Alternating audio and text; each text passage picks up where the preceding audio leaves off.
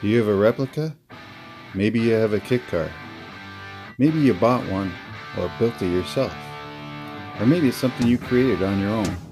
Share that ride with me, and I'll share my ride with you. Let's share rides. We're here today with Vic's 99 Diablo VT Roadster. He was good enough to bring it down. Vic's another fellow I've known for a little while.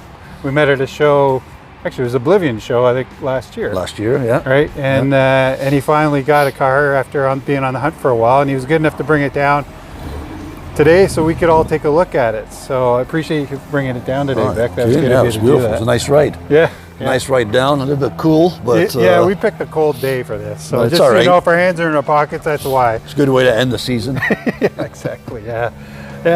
So I was just start things off. I was curious, why did you get this, or what got you into kits, or the whole thing here? I always loved Lamborghini. Yeah. And especially the Countach. It's a Countach that I was after. Yeah, he's staring over in the garage, and everybody knows our videos. I'm staring at Todd's car here. Looking at. Yeah. So it's the Countach that I wanted, and but really couldn't find a nice one. Right. And they're hard to find. Yeah, really hard. I mean, there's ones out there, but no, pretty they don't brutal. Fit the bill. Yeah, pretty brutal cars. Yeah, most of us are all after the real, authentic looking. Right? Yeah. So then I came across the Diablo, and I found this one here, and that's it. Nice. Done deal. Where did you find this? I found it out in Sarnia. Sarnia. Okay, so that's not really close to where we are. No, it was a gentleman out in Sarnia that owned the car. Yeah. And he was an older gentleman, actually, and he was getting a hard time trying to get in and out of the car. Oh, is that He had right? some knee operations done, and okay, yeah. And so did you go? You went out there, saw the car. Did you drive it home after you bought it, or did you trailer it or get it? No, I went to see the car in person, met him, and showed me the whole car, and that's it. And then I went home, and we went back and forth for a few weeks. Right. So it wasn't a sale right away. Yeah. Took a few weeks and stuff back and forth until finally it was done. We made the deal over the phone. Nice. And he shipped the car out to me. Nice. So this is I think there's as people are probably gonna see in the background, you see a bit of we've got Mark's Diablo as well, and that's going to be in an upcoming video. So it's just the fluke of the draw of these things pop up, and when they do, you jump on it, and that's exactly what you did, right? Yeah. You don't. It's been over 2 years, and I haven't seen one come up yet for sale. So no. So if you see one that comes up and it's pretty decent, pounce now. Yeah, you got to jump on it because. Yeah. So this was built by, who was it you were saying? It was the Fibreglass Workshop. That was in Ajax, Ontario, right? Ajax, Ontario was back in 2005. Wow. And it's held up well. Yeah. I do remember the company you're talking about. I remember my day trying to find them, and that was one of my goals, is trying to learn the industry more and who's building what and where. And that was one I never made it to, and I just couldn't find them. Yeah. But they did a great job though. So was it their kit, or do you know if they bought a kit? Or you know what, that I really don't know. Yeah, that's what I don't know either. They could have bought somebody else's molds or body and built it, but they did a great job. That information I don't know.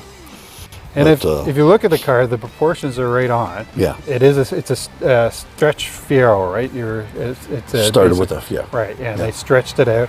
They stretched it out, but then it's all tubular reinforced. It's all tubular framing on it. Yeah. That's been added to it. Yeah, because it's a pretty big length that they add to it. So you got to know what you're doing with these things. Yeah. If you put the car up on the hoist and look under, you can see all the reinforcement, all the tubular framing and stuff. Nice. Yeah, and he's done a great job, and find the windshield and all that to fit it properly. The proportions are great, and I just love these cars. They're so low. Yeah. Right. And I think the VT really exaggerates it because of the cutout here in the back. Right. It's all back end. Right. Yeah. It's so long. So you have the roof for it too, right? Oh yeah. I don't like it. Yeah, he was brave enough to come out here on a chilly day. I think it's 12 degrees out here. From the the high day- today, but it's probably not that now. From the day I bought this car, the roof hasn't been on it once. Is that right? Yeah. Wow. I love the opened, well, I mean, Yeah. you usually drive it on nice warm days and stuff anyways, Yeah. right? So, And the nice thing I always said when guys, tall guys have asked me if you know, can they fit in the Countach? I said, no, if you're over 6 feet, you're not going in there, right? But these would be a great alternative to that because of the Oh, roof, yeah. right? It does give you a I little don't have more. to worry about. Yeah, and it's smacking their not so heads. much, it's just your head just hitting the roof, you know, that's the problem. Yeah. Sort of thing. So, no, that's really nice. So, it was, you could tell the kit they had was pretty good because they have the dash pieces, the fiberglass dash, they recovered it, and they've done a really nice job. And I see you've got some of the bits and pieces in there that you're doing and working on. And Yeah, I'm just finishing it off with some cosmetic stuff and just fine tuning, you know, trying to make it. yeah, you were talking about, you were showing us earlier, you got the correct dash pods for all the climate control, you know, and now the digital. And, I found that, so that's my winter project. It's on the list. It's on the list for this winter, and I can play around some more. Yeah, that's what I always say to people too, is that with these things, it's more get them on the road because, what is it? Somebody, I remember reading Kit Car one time, only 2% of the cars get built.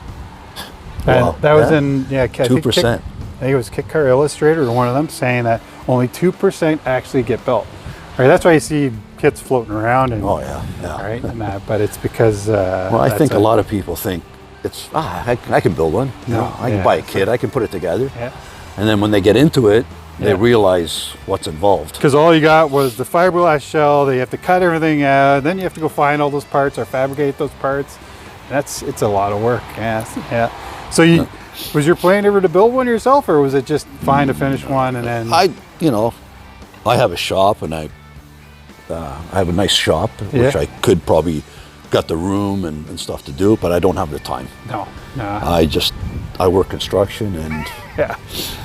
I have no time to. I have to do little cosmetic things and stuff like. That's not a problem. A few hours here, a few hours there.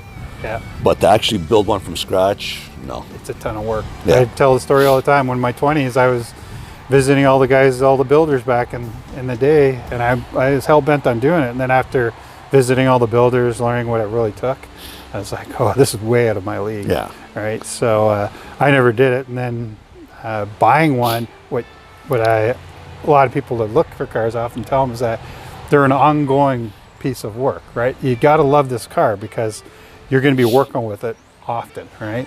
Yeah, there's always little things. Yeah, but you're tick just, around with. just like you're talking, the climate control, you want to make it better, right? You know, there's all even with mine, the interior is not where I want it to be, but I want to make it better, right? Yeah. And you just whirl away, but you can use it now, and that's what's fantastic. Oh no, I've been using it from day one. Is that right? From the day I bought it, I've been driving it, and then just doing little things here and there as I go, right? Is that right?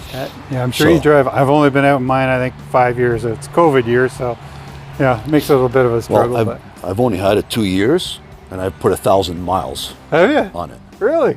You do? Everything's in miles. Yeah. So yeah, mine is too.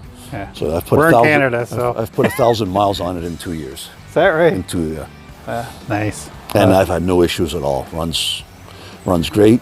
And that's the one thing I like about stretch Fieros is, for one thing, you got options for taking it for repairs. People will help you because the base is a Fiero, and then there's a lot of shared parts that way too. But then when you get to the drivability, right? You know, something can make it a lot easier. Yeah. My son. Oh, that's right. I met your son. You met my son? Show. Yes, yeah. yes. I mean, he likes the Countach, but he loves the Diablo. Is his? Yeah, because how old is he? He's 25. Right. So He's just 25. So this would have been still prominent in his. Yeah. You know, as he was getting his his license. choices would be this over the Countach. Is that right? And that's where it's going. That's interesting. This is going to be his car. Sweet. That's One good. day. You got somebody that's interested might Oh, get yeah, to yeah. carry on with it, because Yeah. you'll have them be able to pass on all the knowledge of the car too, right? Yeah. And everything you've learned with it. Your suspension, you said it was riding on air? Right, yeah. That's cool.